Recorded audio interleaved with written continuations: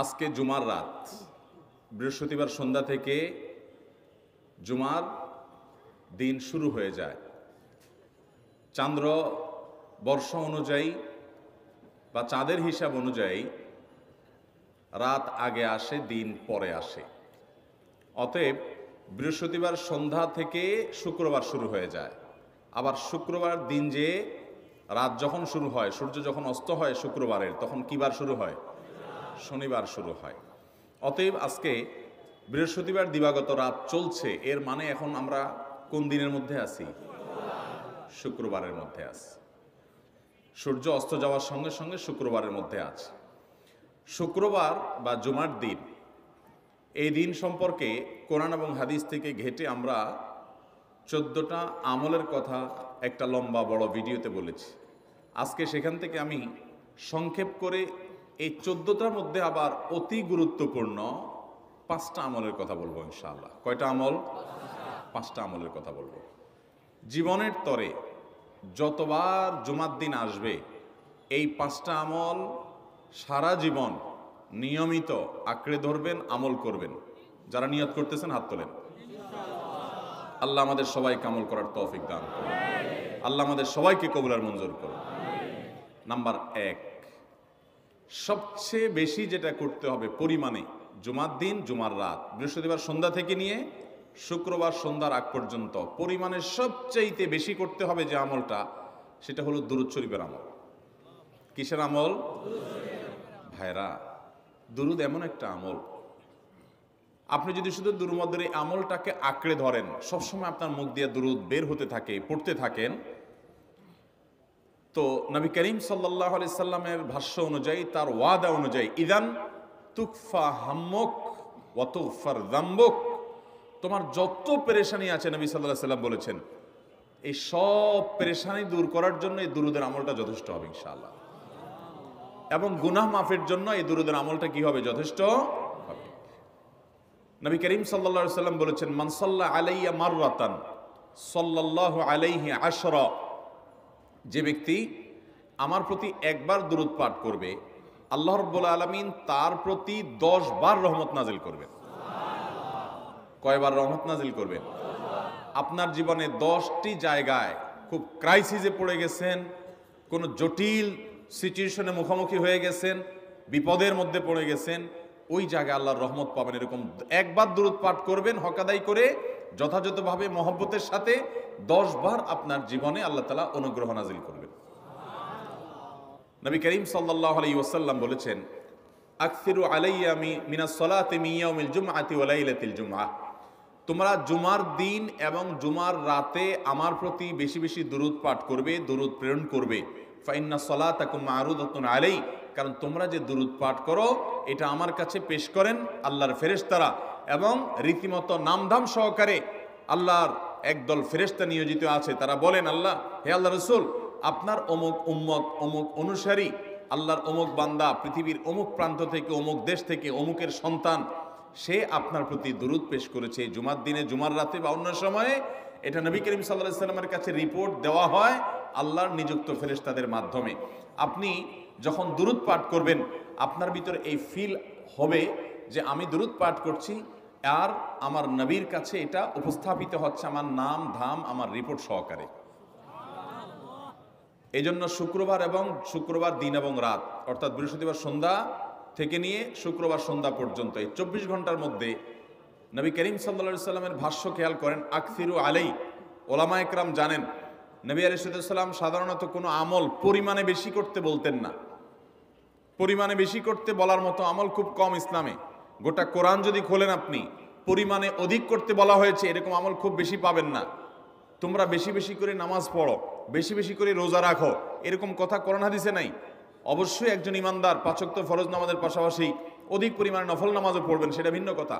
কিন্তু কোরআনে বেশি পরিমাণে আল্লাহর জিকির করার কথা বলা হয়েছে।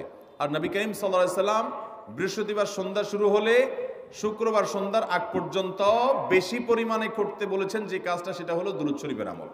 দুরূদের এই আমলটা, এটা করার জন্য আল্লাহ তাআলা এমন সহজ করে দিয়েছেন যে ওযুর প্রয়োজন নাই। আপনার ওযু নাই, তারপর আপনি দুরূদ পাঠ করতে পারবেন। এবং আপনি এই বড় দুরূদ পড়ার মতো সময় নাই, তো আপনি একেবারে সবচেয়ে সংক্ষিপ্ত দুরূদ পড়েন সাল্লাল্লাহু আলাইহি ওয়াসাল্লাম, তাতেও দুরূদ পাঠের সওয়াব পাবেন। চেষ্টা করবো তো ইনশাআল্লাহ। শুক্রবার আসবে, দুরূদ বেশি বেশি করে পাঠ করব। আপনি দোকানে কাজ করেন, আপনার দোকানে আপনার সহকর্মী আরও কাজের লোক আছে, আপনি সবাইকে স্মরণ করাবার জন্য নিজে জোরে জোরে দুরূদ শরীফ পড়বেন এবং বলবেন যে শুক্রবার শুরু হয়ে গেছে, সবাই দুরূদ শরীফের আমল করো। ভাইরা আমার, আমি আমার জীবনের কথা বলতে পারি। আমার জীবনে ওই যে হাদিসের উপরে ইয়াকিন এবং বিশ্বাস আলহামদুলিল্লাহ ছিল, আমার জীবনে আমি অনেকবার দেখেছি এরকম জটিল পরিস্থিতি হয়েছে যে দেয়ালে পিঠ থেকে গেছে, নড়ার জায়গা নাই, আর কোনো আপাত দৃষ্টি থেকে এই বিপদ থেকে উদ্ধারের কোনো পথ নাই। দুরুদ, ইস্তেগফার, দোয়া ইউনুস, এই তিন আমল পাশাপাশি ইয়াজাল জালাল ওয়াল ইকরাম, এই চারটা জিনিসকে এমনভাবে ধরছে, বিশেষ করে দুরুদ, স্পেশালি সারাক্ষণ দুরুদ। আল্লাহ রাব্বুল আলামিন এমনভাবে সহযোগিতা করেছেন, এমনভাবে উদ্ধার করেছেন যে কল্পনা করলে অবাক লাগে এখন যে এটা কিভাবে সম্ভব। ভাইরা আমার, এক সাহাবী নবী করিম সাল্লাল্লাহু আলাইহি ওয়াসাল্লামের কাছে এসে বলছে, ইয়া রাসূলুল্লাহ, আমি যে দোয়া করি এই দোয়ার মধ্যে আমি নিজের জন্য করব, আমার ছেলে মেয়ের জন্য করব, অনেক কিছু করব, এটা সেটা, রিজিক চাইবো, সুস্থতা চাইবো, অনেক কিছুই তো আল্লাহর কাছে চাইবো।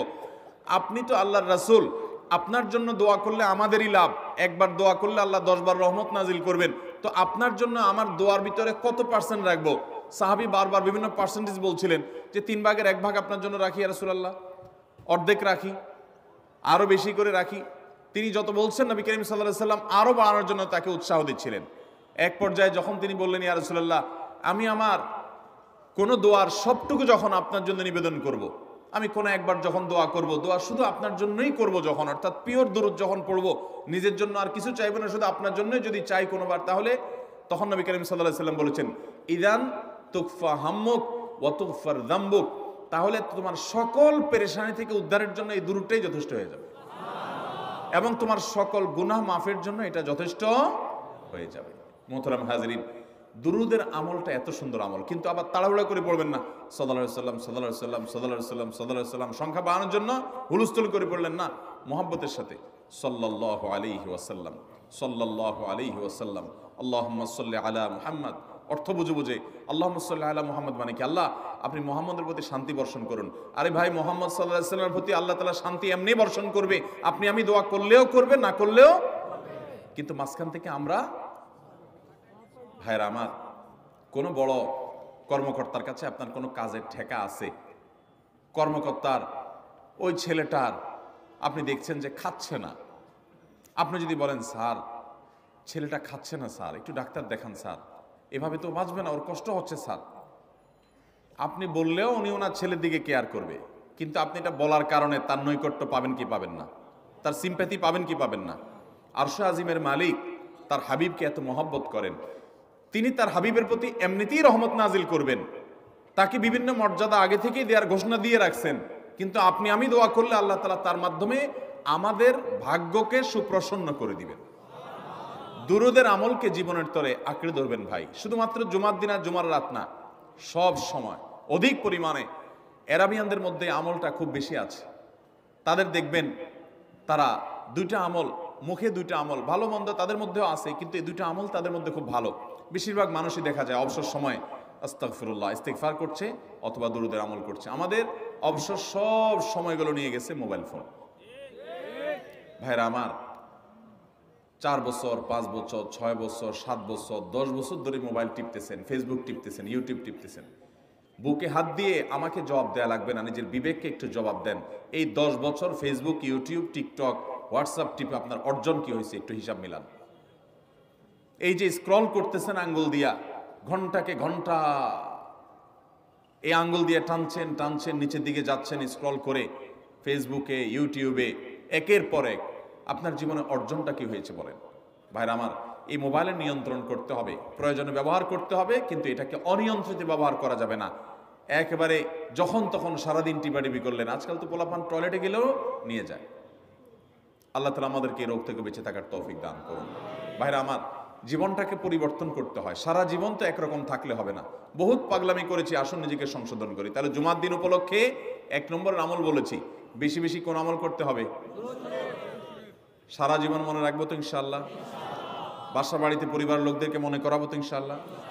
আমি আমার ড্রাইভার থাকুক, আমার ছেলে মেয়ে থাকুক, আমার পরিবারের লোক থাকুক, আমি আমার কথা আপনাদের বলি উৎসাহের জন্য, যে জুমার দিন শুরু হয়ে গেলে শুধু আমি না, আমার পরিবার অন্যান্যরাও একে অন্যকে আমরা স্মরণ করে দিই। কে কে দুরূদ কতবার পড়ছো, কেউ পড়ছে কিনা একবারও, সন্ধ্যা হয়ে গেছে, অনেক হয়ে গেছে, সবাই শুরু করি, আমলটা করবো তো ইনশাআল্লাহ।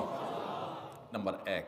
নাম্বার 2, জুমার দিন উপলক্ষে অন্য যে কোনো দিনের চাইতে জুমার দিন অর্থাৎ শুক্রবারের ফজর নামাজ পুরুষরা মসজিদে জামাতের সাথে পড়বেন, জামাতের সাথে পড়ার নিয়ত করবেন পাক্কা। কারণ অন্য যে কোনো দিনের ফজর নামাজ না, শুধুমাত্র যত নামাজ আছে, নবী করিম সাল্লাল্লাহু আলাইহি সাল্লাম বলেছেন আফদালুস সালাওয়াতে ইনদাল্লাহ, আল্লাহর কাছে দুনিয়ার সব নামাজের মধ্যে, 5 ওয়াক্ত সাধারণ নামাজগুলোর মধ্যে সবচেয়ে উত্তম নামাজ হলো সলাতুল ফজরে মাআল জামাআতে ইয়াউমাল জুমআ, জুমার দিন ফজরের নামাজ জামাতের সাথে আদায় করা হলো যত নামাজ আছে এর মধ্যে সবচেয়ে শ্রেষ্ঠ নামাজ।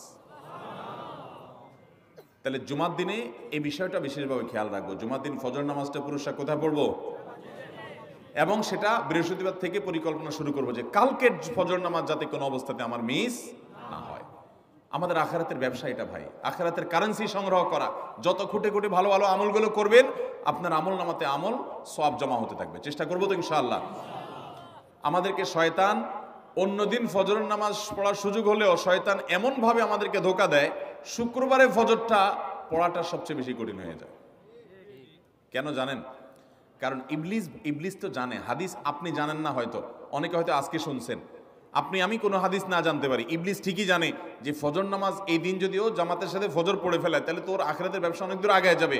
ওর সাথে তো আমাদের বাবা আদমের সাথে সেই চ্যালেঞ্জ, আদম আলাইহিস সালামকে সেজদা করতে বলা হয়েছে, সে তো করে নাই, তার সৌজন্য বা তার জন্য সেজদা নিবেদন করে নাই, আল্লাহ তাআলা সেজন্য তাকে জান্নাত থেকে বের করে দিয়েছে। তার কারণে এই ইবলিস তখনই আল্লাহর সাথে, আল্লাহর সামনেই চ্যালেঞ্জ ছুড়ে দিয়েছে আদম আলাইহিস সালামের সাথে যে লাউবিয়ান্নাহুম আজমাইন, আমি আদমের সব সন্তানগুলোকে পথহারা করে ছাড়বো, ওদেরকে জান্নাতের পথে চলতে দিব না। এই জন্য আল্লাহ তাআলার কাছে সে কিছু পাওয়ার চাইয়া নিছে। এর ভিতরে একটা হলো কিয়ামত পর্যন্ত হায়াত পাবে, আরেকটা হলো আমাদের রগের সাথে সে মিশতে পারে, রক্ত প্রবাহের সাথে মিশতে পারে, শরীরের মধ্যে প্রভাব সৃষ্টি করতে পারে, আমাদেরকে দুর্বল করতে পারে, মন্দ দিকে টানতে পারে, ভালো কাজ যেন না হয় মনে মনে কুমন্ত্রণা সৃষ্টি করতে পারে। এই পাওয়ার সে নিয়ে এসেছে। এই জন্য তার সাথে আমাদের চ্যালেঞ্জ। সে হাদিস জানে যে জুমার দিন ফজর পড়লে আমাদের অনেক লাভ হয়ে যাবে। এই জন্য সে বৃহস্পতিবার রাতে, অন্য দিন যদি আপনি 10টা 11টা বা 11:30টায় ঘুমান, 12টায় ঘুমান, জুমার দিন অর্থাৎ বৃহস্পতিবার দিবাগত রাতে আইসা ইবলিস বলে, আরে পাগল হইছস, কালকে হলো শুক্রবার, দোকানদারি নাই, ব্যবসা নাই, চাকরি নাই, মহিলাদেরকে বলে কালকে পোলাপানের স্কুল নাই, মাদ্রাসা নাই, আজকে একটু টক শো, মিষ্টি শো, নাটক, সিনেমা, ইউটিউব, ফেসবুক, ওয়াজই শুন অন্তত। শয়তান কি বলে, ঠিক আছে তো যদি এত ফিল্ম দেখতে মনে না চায়, তো যদি মুসলমান হস, নেককার হস, তো ঠিক আছে অমুক হুজুরের ওয়াজ শুন। এই হুজুরের ওয়াজ শোনাত লাগাই দিয়ে রাত 1টা 2টা পর্যন্ত পার করে দিল। এরপরে ফজর নামাজ ওর জামাতের সাথে মিস শেষ। ভাইরা আমার, প্রত্যেক বৃহস্পতিবার আসলে সন্ধ্যার সময় প্রতিজ্ঞা করব, সপ্তাহের অন্য দিন যদি আমার ত্রুটি বিচ্যুতি হয়ও আমি সেটাকে কারেকশন করার চেষ্টা করব, কিন্তু শুক্রবার ফজরটা পুরুষ হিসাবে আমি জামাতের সাথে পড়বই পড়বো। তার জন্য রাতে আগে আগে শোবো, ডাবল ট্রিপল অ্যালার্ম দিয়ে শোবো, অন্য নামাজি বন্ধুকে বলবো ফোন দিয়ে ডেকে দিবি, একে অন্যের সহযোগিতা করব, কিন্তু ফজরের নামাজ জুমার দিন ছাড়বো না ইনশাআল্লাহ। ঠিক আছে তো? কয়টা আমল হলো? 2টা। মনে রাখবেন তো ইনশাআল্লাহ। আগামী বছর তো আমার মাহফিল আমি আর করব না, কিন্তু আগামী বছর যে মাহফিল করবেন সে আলোচককে আমি রিকোয়েস্ট করবো ইনশাআল্লাহ, আয়োজকরা এটার সবক জননায় আগামী বছর দিতে পারবেন তো ইনশাআল্লাহ। আমল যদি করেন তাহলে সবক ঠিকই দিতে পারবেন। ওই যে ভাই সবগুলো শুনে দিছে, কারণ এই আমল করেন। আচ্ছা, 3 নম্বর আমল হলো সূরা কাহাফ পড়বো। কোন সূরা পড়বো? সূরা কাহাফ। যারা কোরআন পড়তে পারেন না তারা শুনবেন, আর যারা পড়তে পারেন তারা নিজে পড়বেন।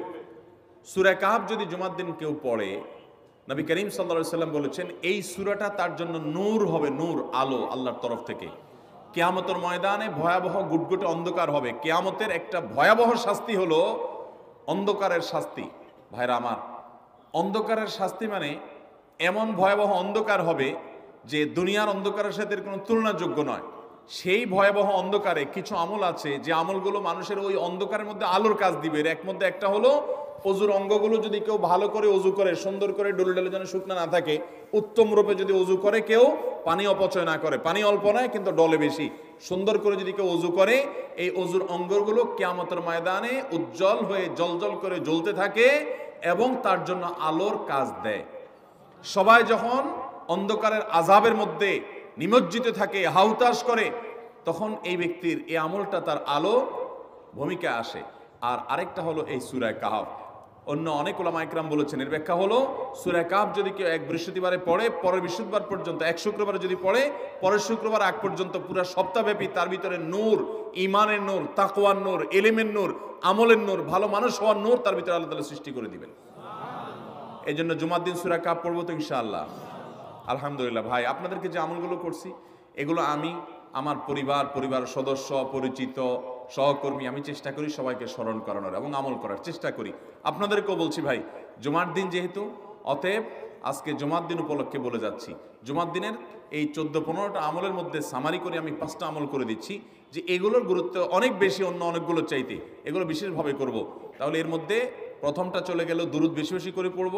দ্বিতীয়টা হলো জুমার দিনের ফজর নামাজ কোন অবস্থাতে জামাতের সাথে পড়া মিস করব না, কারণ নবী সাল্লাল্লাহু আলাইহি সাল্লাম বলেছেন সকল নামাজের মধ্যে সবচেয়ে সেরা, উত্তম, শ্রেষ্ঠ নামাজ, অর্থাৎ ওয়াক্তিয়া নামাজের মধ্যে সবচেয়ে শ্রেষ্ঠ নামাজ হলো জুমার দিনের ফজরের নামাজ জামাতের সাথে পড়া। তাহলে মহিলারা কি করবে? মহিলারা পুরুষদেরকে উঠায় উঠায় মসজিদে পাঠিয়ে দিবে এবং সহযোগিতা করবে, তাহলে তার মাধ্যমে তারাও একই সওয়াব পেয়ে যাবে। আর 3 নম্বর আমলে বলেছিলাম সূরা কাহফ, এটা নারী পুরুষ সবাই করবে বেশি বেশি করে, ঠিক আছে তো ইনশাআল্লাহ? আমরা অনেক ভাই আছি সপ্তাহের 6 দিন আমাদের কোরআন পড়ার সুযোগ হয় না, তো অন্তত জুমার দিন সূরা কাহফটা যদি আপনি বাধ্যতামূলক করেন, আলহামদুলিল্লাহ, এটা অনেক বড় সূরা, পড়তে আপনার 20-25 মিনিট 30 মিনিট সময় পর্যন্ত লেগে যাবে। আপনি আধা ঘন্টা সময় ধরে যদি আস্তে আস্তে সুন্দর করে পড়েন, তো সপ্তাহে একবার অন্তত কোরআনের সাথে আপনি সময় দিলেন। আরেকটা সুসংবাদ শুনেন, সূরা কাহফ যদি কেউ মুখস্থ করে, তেলাওয়াত করে নিয়মিত, বিশেষ করে সূরা কাহফের প্রথম 10টা আয়াত যদি কেউ মুখস্থ করে, নবী করিম সাল্লাল্লাহু আলাইহি সাল্লাম বলেছেন কিয়ামতের আগে দাজ্জালের যে ফিতনা আসবে, যেই ফিতনায় বহু মানুষ দাজ্জালকে আল্লাহ মনে করে বেঈমান হয়ে জাহান্নামে যাবে, এই ফিতনা থেকে পৃথিবীতে এমন কোন নবী ছিল না, এমন কোন রাসূল আসেন নাই। এই মানব ইতিহাসের প্রথম মানুষ আদম আলাইহিস সালাম থেকে নিয়ে আমাদের মুহাম্মদ সাল্লাল্লাহু আলাইহি সাল্লাম পর্যন্ত এই লক্ষ লক্ষ যত নবী রাসূল এসেছে, সমস্ত নবী রাসূলরা একটা ব্যাপারে সাবধান করে গেছেন, দাজ্জাল আসবে, যে দাজ্জালের হাতে পাওয়ার থাকবে এত বেশি, অলৌকিকত্ব থাকবে এত বেশি, সে মরা মানুষকে জিন্দা করে ফেলবে, জিন্দা মানুষকে বলবে সে মরে যাবে, তার হাতেই সব কন্ট্রোলিং পাওয়ার থাকবে, দুনিয়ার সমস্ত রিজিক তার হাতে কক্ষিগত থাকবে, এমন পাওয়ার থাকবে তাকে দেখে মানুষ বলবে হ্যাঁ এই তো আল্লাহ, এই তো সবকিছু পারে, বেঈমান হয়ে যাবে। এই দাজ্জালের ফিতনায় তোমরা পড়বা না, বেঁচে থাকবা। বুদ্ধি দিয়া বিবেক দিয়ে মানুষ বাঁচতে পারবে না। দাজ্জালের ফিতনা থেকে বাঁচার জন্য সকল নবী রাসূলরা এই জন্য সাবধান করেছেন।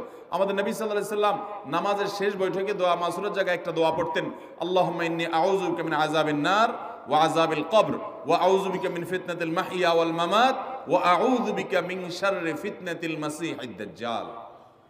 আল্লাহ আপনার কাছে দাজ্জালের ফিতনা থেকে পানা চাই। 1450 বছর হয়ে গেছে, এখনো দাজ্জালের আবির্ভাব হয় নাই, হবে কিয়ামতের আগে। কখন হবে আল্লাহ ভালো জানেন, কিন্তু নবী সাল্লাল্লাহু আলাইহি সাল্লাম বলেছেন সূরা কাহফের প্রথম 10 আয়াত যদি কেউ মুখস্থ করে, তো এই ব্যক্তিকে আল্লাহ রাব্বুল আলামিন এবং যদি তেলাওয়াত করে, এই ব্যক্তিকে আমলের মাধ্যমে দাজ্জালের ফিতনা থেকে আল্লাহ বাঁচিয়ে রাখবেন।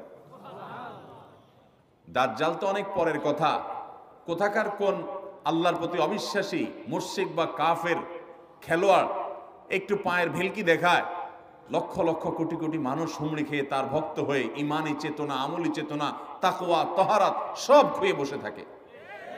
আর সেখানে দাজ্জালের মতো এরকম মিরাকল, সব মিরাকল তার হাতে থাকবে।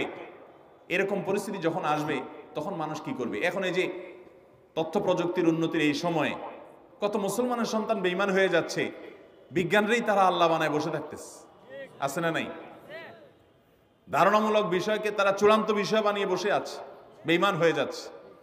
এবং টাকার যে কারিশমা, টাকা দিলে সব হয়ে যায়, টাকা নাই তো কিছুই হয় না।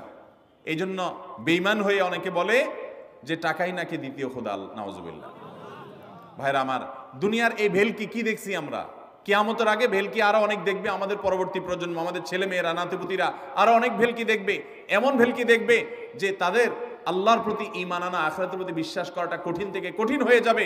এরকম পরিস্থিতি তৈরি হবে দুনিয়াতে। তথ্য প্রযুক্তির উন্নতির নাম দিয়ে, এটার নাম দিয়ে, সেটার নাম দিয়ে মানুষের জীবনযাত্রা সহজ হবে, কিন্তু এর মাধ্যমে মানুষের ঈমান দুর্বল হওয়ার অনেক সম্ভাবনা, সংখ্যা তৈরি হবে এবং শয়তান সেগুলো সৃষ্টি করবে। এই আশঙ্কা থেকে বাঁচার জন্য সূরা কাহাফটা হলো মহৌষধের মতো। অতএব জুমার দিন প্রত্যেক শুক্রবারে সূরা কাহাফ পড়ব তো ইনশাআল্লাহ। মায়েরা, বোনেরা, আমরা ভাইয়েরা যারা আছি, বাবারা যারা আছি, আল্লাহর ওয়াস্তে জীবনের তরে নিয়ত করে নেন আজকের মাহফিল থেকে, জীবনে কখনো বৃহস্পতিবার সন্ধ্যা থেকে শুক্রবার সন্ধ্যা রাগ পর্যন্ত আমার হাজার ব্যস্ততা থাকুক, সূরা কাহাফটা পড়া ছাড়া আমি কোনো কাজ করব না ইনশাআল্লাহ। আমি আল্লাহর অনেক বান্দাকে ব্যক্তিগতভাবে জানি, আমি নিজেও এতটা গুরুত্ব দিয়ে করতে পারি না। অনেক বড় সরকারি কর্মকর্তা, অনেক বড় পদের নাম আমি বলবো না, আমাকে বলে ভাই আমি মাগরিবের পর, ব্যক্তিগতভাবে আমি জানি উনি খুব সৎ মানুষ, সব মানুষ একরকম হয় না, সৎ মানুষ। উনি বললেন ভাই মাগরিবের পরে আমার ফ্যামিলির সব বাচ্চা কাচ্চা সবাইকে আমি বলি, আমি ব্যস্ত থাকলেও বলি যে মাগরিবের পরে আগে সবাই সূরা কাহাফটা পড়ে ফেলো, এরপর অন্য সব আমল। আমরাও চেষ্টা করবো না ইনশাআল্লাহ। কয়টা আমল গেল? 3টা, আর 2টা আছে। 4 নম্বর আমল হলো, দুনিয়াতে যত ফজিলতপূর্ণ আমল আছে এর মধ্যে সবচেয়ে বেশি ফজিলতপূর্ণ আমল এটা। খুব সহজ আমলটা, খুব সহজ, প্রত্যেক শুক্রবার আমরা এটা করতে পারি। আমলটা হলো, নবী করিম সাল্লাল্লাহু আলাইহি ওয়াসাল্লাম বলেছেন, মান বাক্কারা ইয়াউমাল জুমআতি ওয়াবতাকার, যে ব্যক্তি জুমার দিন আগে আগে ঘুম থেকে উঠবে, ভোরে ঘুম থেকে উঠবে, যে ফজর নামাজ পড়তে হবে, যে তাহাজ্জুদ পড়তে পারলে আরো ভালো, এবং মসজিদে আগে আগে যাবে, তাহলে আগে আগে ঘুম থেকে উঠবে, সবাইকে বাসার ডেকে দিবে, আগে আগে ঘুম থেকে উঠাবে। ওয়াগাসসালা ওয়াগতাসাল, ফরজ গোসল হলে ফরজ গোসল করবে, উত্তম রূপে গোসল করবে, ভালো করে গোসল করবে জুমার দিন। ওয়ামাশা ওয়ালাম ইয়ারকাব, জুমার নামাজের জন্য পায়ে হেঁটে মসজিদে যাবে, বাহনে চড়বে না। কেউ যদি মাজুর হয় সে বাহনে চড়লেও চলবে, কিন্তু সাধারণ যারা সুস্থ আছেন পায়ে হেঁটে মসজিদে যাবেন, বাহনে চড়লেন না। জুমার দিনের কথা, জুমার নামাজের কথা। ওয়াদানা মিনাল ইমামে ওয়ালাম ইয়ালগু, ইমামের কাছাকাছি গিয়ে বসবে, দূরে না, যত কাছে যেতে পারে, একদম সামনের কাতার ইমামের কাছাকাছি গিয়ে বসবে, কোনো অনর্থক কথা বলবে না, দুনিয়াবি কথা বলবে না, বেহুদি কাজ করবে না। ওখানে গিয়ে যতক্ষণ সময় পাবে জিকির, আজকার, তেলাওয়াত, তাসবিহ, দোয়া, রোনাজারি, কান্নাকাটি, বই পড়া, দিনী কাজ করা, এর মধ্যে সে কাটাবে নিজেকে। এই কয়েকটা কাজ যদি করে, তাহলে কাজ কয়টা হলো? আগে আগে ঘুম থেকে উঠা, ওই যে ফজর নামাজ জামাতের সাথে পড়া ইত্যাদি, গোসল করা উত্তম রূপে, আর পায়ে হেঁটে মসজিদে যাওয়া, বাহনে না চড়া। 4 নম্বর হলো ইমামের কাছাকাছি গিয়ে বসা, কোনো অনর্থক কাজ না করা। এই 4টা কাজ যদি কেউ জুমার দিনে করে, নবী করিম সাল্লাল্লাহু আলাইহি সাল্লাম বলেছেন, ওই ব্যক্তি বাসা থেকে মসজিদ পর্যন্ত যে আসলো, যতগুলো পা ফেলবে, যতগুলো স্টেপ ফেলবে, যতগুলো কদম দিবে, প্রতিটা কদমের বিনিময়ে আল্লাহ রাব্বুল আলামিন তার অ্যাকাউন্টে, তার আমল নামাতে 1 বছর রাত জেগে, সারা রাত জেগে তাহাজ্জুদ নামাজ পড়লে, এবং 1 বছর সারা দিন, প্রত্যেকটা দিন পুরা বছর জুড়ে নফল রোজা রাখলে যে পরিমাণ সওয়াব পাইতো, 1 বছর নফল রোজা, 1 বছর রাত ভর জেগে তাহাজ্জুদের নামাজ পড়ার সওয়াব মাত্র একটা কদম ফেলার বিনিময়ে দিবেন। তাহলে আপনার বাসা থেকে যদি মসজিদে আসতে 100টা কদম হয়, 100 বছরের নফল নামাজ, 100 বছরের নফল রোজা, আপনি এটার সওয়াব আপনার অ্যাকাউন্টে জুমার দিন মাত্র 4টা কাজ করার মাধ্যমে আপনি পেয়ে যাবেন। এবং এটি অনেক হাদিস বিশ্লেষকগণ বলেছেন, কোরআন হাদিসে বহু ফজিলতের কথাই বলা আছে, এত বিপুল পরিমাণে, এত অধিক পরিমাণে সওয়াবের কথা যে কারো বাসা থেকে অনেকের আছে যেতে 500 স্টেপ পড়বে। 500 স্টেপ পড়লে কতটুকু হয়? সামান্য একটু জায়গা যেতে 500 কদম হয়ে যায়। অনেকের বাসা থেকে যেতে 500 কদম পড়ে, 300 কদম হয়। তো সে এই 500 বছর নফল নামাজ, নফল রোজা, রাত ভর দিন ভর করার সওয়াব, কন্টিনিউয়াসলি করার সওয়াব মাত্র এই মসজিদে গেল আসলো, এই 4টা শর্ত পূরণ করে সেইটা সওয়াবটা পেতে পারে। যদি সপ্তাহে 4 জমা হয় তাহলে 4 বার 500 করে যদি হলো 2000 বছর, এভাবে তার আমল নামাজের সওয়াবের পাহাড় সে জমা করতে পারে শুক্রবারের ছোট্ট আমলটার মাধ্যমে। চেষ্টা করবো না ইনশাআল্লাহ? আমি দেশে বিদেশে অনেক আল্লাহর বান্দাকে আমি শুনেছি, এ হাদিস আমি যেদিন থেকে জেনেছি, আমি চেষ্টা করেছি এটার আমল, এটার প্রচার মানুষের মধ্যে ছড়ানো। আমি যখন সৌদি আরবে আজ থেকে আর অনেক বছর আগে, তখন কোনো এক বক্তব্যে আমি আমলের কথা বলেছি। আমার অনেক ভাইয়েরা দেশে বিদেশে দেখে বলছেন, ভাই আমলটা শুরু করেছি, আমার কাছে ভালো লাগে, আপনারাও আমলটা করবেন, অন্য আরেকজনকে শিখাবেন এবং দাওয়াত দিবেন। ঠিক আছে তো ইনশাআল্লাহ? তাহলে কয়টা আমল গেল? 4টা। 1 নম্বর গেছে বেশি বেশি দুরূদ পাঠ করা, 2 নম্বর হলো জুমার দিনে ফজর নামাজ জামাতের সাথে পুরুষরা পড়া, 3 নম্বর হলো সূরা কাহাফ পড়া, তেলাওয়াত করা। আর 4 নম্বর হলো এই 4 শর্ত পূরণ করে মসজিদে আগে আগে গিয়ে সুন্দর করে খুতবা শুনে চলে আসা, কোনো কথাবার্তা খুতবা চলাকালীন সময় কোনো কথাবার্তা অনর্থক কাজ না করা। 5 নম্বর এবং সর্বশেষ আমল হলো জুমার দিনে একটা সময় আছে দোয়া কবুল হয়। দোয়া কবুলের যে সময়গুলো আছে এর ভিতরে অত্যন্ত ইম্পর্টেন্ট একটা সময় হলো জুমার দিন। শুক্রবারের একটা সময় সম্পর্কে নবী সাল্লাল্লাহু আলাইহি ওয়াসাল্লাম বলেছেন যে একটা সময় আছে শুক্রবারের, এই সময়ে বান্দা কোনো দোয়া করলে আল্লাহ তাআলা ফিরিয়ে দেন না, কবুল করেন। কিন্তু সময়টা যে ঠিক কখন এটা হাদিসে নবী সাল্লাল্লাহু আলাইহি ওয়াসাল্লাম বলেন নাই, যাতে করে হয়তো আমরা সারা দিনেরই কম বেশি দোয়ার চেষ্টা করি।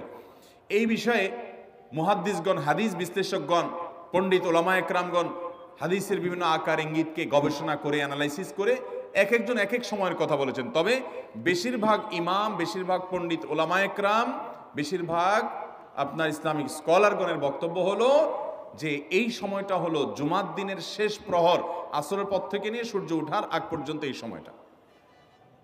অতএব আমরা জুমার দিনের 5 নম্বর আমল হলো বেশি বেশি করে সারাদিনই কম বেশি দোয়া করব। দোয়ার জন্য সবসময় হাত তোলাও জরুরি না, যদিও সাধারণ অবস্থায় দোয়ার জন্য হাত তোলা আদব, কিন্তু আপনি চলতে ফিরতে, উঠতে বসতে, কাজের ফাঁকে আপনি আল্লাহর কাছে মনে মনে দোয়া নিবেদন করবেন। অনেক চাওয়া আমাদের কাছে, আমাদের আল্লাহর কাছে আছে। ভাইরা আমার, নবী রাসূলুল্লাহ সাল্লাল্লাহু আলাইহি ওয়াসাল্লাম বলেছেন কারোর পায়ের জুতার ফিতাটা ছিঁড়ে গেছে হাঁটার সময়, এটার এমন কি লাগালে ঠিক হয়ে যাবে, কিন্তু একজন ইমানদার ওইটার জন্য সে আল্লাহর কাছে সাহায্য চাইবে। আল্লাহ, এটাও একটা বিপদ, একটা ছোট বিপদ থেকে অনেক কিছু ঘটে যায়, আপনি আমাকে উদ্ধার করেন। সে সবসময় আল্লাহর দিকে মনোনিবেশ করবে। নবী করিম সাল্লাল্লাহু আলাইহি ওয়াসাল্লামের পুরো জীবনকে যদি আপনি অ্যানালাইসিস করেন, আপনি অবাক হয়ে যাবেন। একটা বই আছে বাংলায়, বান্দার ডাকে আল্লাহর সাড়া, এটা বাংলা অনুবাদিত নাম। এই বইয়ের লেখক হলেন হিসনুল মুসলিমের যে রচয়িতা উনি শেখ সাঈদ আল গাহতানি রহমতুল্লাহি আলাইহি। ওনার সোহবতে যাওয়ার, ওনার সান্নিধ্যে থাকার, একাধিকবার খুব কাছাকাছি বসার সুযোগ আমার হয়েছে। সৌদি আরবের একজন বড় আলেম ছিলেন, দুনিয়া থেকে চলে গেছেন। তো ওনার লেখা বান্দার ডাকে আল্লাহর সাড়া, এই বইটা বেশ মোটা সোটা একটা বই। পুরাটা পড়বেন যে নবী করিম সাল্লাল্লাহু আলাইহি ওয়াসাল্লামের জীবনে যে কত রকমের দোয়া করতেন। আল্লাহ আজকার নাম একটা বই আছে ইমাম নববীর, এটাও বাংলা হয়ে গেছে অনুবাদ, আপনি পড়লে অবাক হয়ে যাবেন। ডক্টর খন্দকার আব্দুল্লাহ জাহাঙ্গীর রাহমাতুল্লাহ রাহে বেলায়েত একটা বই আছে দোয়া এবং জিকিরের, আপনি অবাক হবেন যে কি পরিমাণ দোয়া এবং জিকির নবী সাল্লাল্লাহু আলাইহি ওয়াসাল্লাম জীবনে পড়তেন। ঘুম থেকে উঠার সময় দোয়া আছে না নাই? এরপরে ঘুম থেকে উঠে যখন আপনি বাথরুমে যাবেন দোয়া আছে না নাই? আবার টয়লেটে গেলেন, টয়লেট সেরে আসলেন, আপনি ওযু করবেন, ওযুর জন্য দোয়া আছে না নাই? বিসমিল্লাহ। এরপরে ওযু শেষ করলেন, কালিমায়ে শাহাদাত আছে না নাই? এরপরে আপনি যখন ঘর থেকে বের হয়ে মসজিদে যাবেন, বের হওয়ার দোয়া আছে। বের হয়ে আপনি মসজিদে যাচ্ছেন, যাই পথে পড়ার আলাদা দোয়া আছে। এরপরে আপনি মসজিদে প্রবেশ করবেন, তার জন্য দোয়া আছে। মসজিদে ঢুকার পরে মসজিদে ঢুকার নামাজ আছে। এরপরে মসজিদে নামাজ বন্দিগি ইবাদত জিকির করে বের হচ্ছেন, সেটার জন্য আবার দোয়া আছে। আবার আপনি যাচ্ছেন, কাজকর্মে যাচ্ছেন, বাজারে যাচ্ছেন, সেটার দোয়া আছে। স্ত্রী সহবাস করার সময় দোয়া আছে। দোয়া নাই, জিকির নাই, এমন কোনো মুহূর্তে ইমানদারের জীবনে থাকতে পারে না। নবী করিম সাল্লাল্লাহু আলাইহি ওয়াসাল্লাম এই পরিমাণ দোয়া করতেন। এই জন্য ভাইয়েরা, দোয়া যদি সবসময় করতে কষ্ট হয় হাত তুলতে, আপনি হাত তোলা ছাড়া শুক্রবারে দোয়া করেন, দোয়াটা অনেক বেশি করা দরকার। আমাদের কত জিনিস আল্লাহর কাছে চাইতে হয়, আমরা আল্লাহর কাছে চাই না। পেটে অসুখ হয়েছে, আমরা ডাক্তারের কথা মাথায় আগে আসে। আপনি ওষুধ খান, ওষুধ খাওয়া সুন্নত, কিন্তু ইমানদার সবকিছুর আগে আল্লাহর কথা স্মরণ করবে এবং আল্লাহর কাছে বলবে, আল্লাহ আপনি সহজ করে দেন। আপনার অসুখ হয়েছে, সবকিছুর আগে নাপার কথা মনে আসে, আরে ভাই প্যারাসিটামলের কথা মনে আসে, এটা দোষের না, কিন্তু আপনার মনে আগে আসতে হবে যে নবী সাল্লাল্লাহু আলাইহি ওয়াসাল্লাম দোয়া শিক্ষা দিয়েছেন, যদি কেউ ব্যথার জায়গায় হাত দেয় এবং পড়ে আউযু বিইজ্জাতিল্লাহি ওয়া কুদরাতিহি মিন শাররি মা আজিদু ওয়া হাজির, আল্লাহ রাব্বুল আলামিন তার ব্যথা দূর করে দিবেন। এক সাহাবী এই হাদিসের উপর আমল করে তৎক্ষণাৎ তার ব্যথা দূর করেছেন। শুধু ইয়াকিনের অভাব, শুধু বিশ্বাসের অভাব, ঈমানের অভাব। তাহলে আমাদের আল্লাহর দিকে মনোনিবেশ করতে হবে দোয়ার জন্য বেশি বেশি। তাহলে শুক্রবারে 5 নম্বর আমল হলো বেশি বেশি কি করবো ইনশাআল্লাহ? দোয়া, বেশি বেশি দোয়া করবেন, উঠতে বসতে চলতে ফিরতে। বিশেষভাবে সূর্য ডুবার আগের যে সময়টা শুক্রবার, অর্থাৎ দিনের শেষ সময়টা, বিশেষভাবে আল্লাহ তাআলার কাছে দোয়া করব। ঠিক আছে তো ইনশাআল্লাহ? কয়টা আমল বললাম? 5টা আমল। 1, বেশি বেশি দুরুদ। 2, ফজর নামাজ জামাতের সাথে পড়া পুরুষরা, মহিলারা অক্তমতো পড়বেন, পুরুষদেরকে পাঠিয়ে দিবেন মসজিদে। 3, সূরা কাফ পড়বেন। 4, আগে ঘুম থেকে উঠে উত্তম রূপে গোসল করে মসজিদে আগে আগে গিয়ে পায়ে হেঁটে গিয়ে সামনে ইমাম সাহেবের কাছাকাছি গিয়ে বসা, অনর্থক কথা কাজ না করা, তেলাওয়াত জিকির আজকারে মশগুল থেকে নামাজটা পড়ে বের হয়ে আসা, এই কাজ। নাম্বার 5, দোয়া করা, বিশেষ করে দিনের শেষ প্রহরে। আমল করবো তো ইনশাআল্লাহ? মনে থাকবো তো ইনশাআল্লাহ?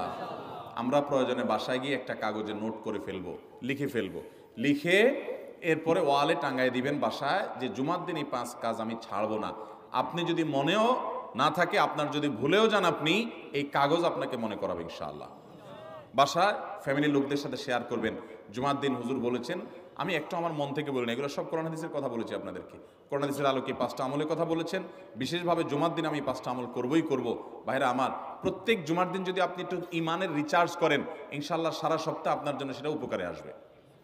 চেষ্টা করবো তো ইনশাআল্লাহ। এবং দোকানে অফিসে টাঙায় রাখবেন। যারা এই টাঙায় রাখার আমলটা করবেন, আয়োজক যারা আছেন, আপনাদের কাছে আমার অনুরোধ, যে ভাইরা এই কাজটা করছেন, ওনারা যদি আয়োজকদের মাধ্যমে ছবিটা আমার কাছে পাঠাইতে পারেন, আমার অফিসে নিয়ে আমি ইনশাআল্লাহ নিজে হাতে তাদের পুরস্কার দেব। বিশেষ করে এই মাহফিলের লোক যারা আছেন আজকের, আয়োজকদের মাধ্যমে। আল্লাহ তাআলা এই আমলগুলো আমাকে আপনাকে আমাদের সবাইকে করার